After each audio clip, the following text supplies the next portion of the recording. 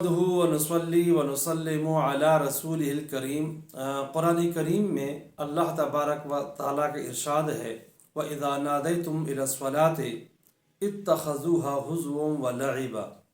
جب تم اذان کہتے ہو تو یہ کافر لوگ اذان کا مذاق اڑاتے ہیں۔ اس آیت کی تفسیر میں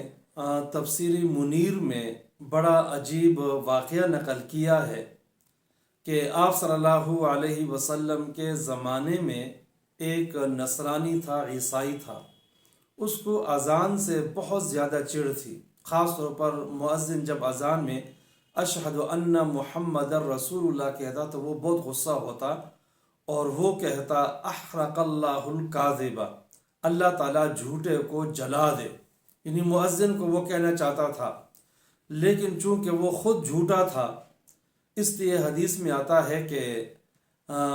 وہ بندہ آگ میں خود جل گیا، اور وہ اس طرح کہ اس کی باندی تھی، وہ گھر میں آگ لگا رہی تھی تو وہ چنگاری کہیں نیچے گری کپڑوں وغیرہ میں اور آگ لگ گئی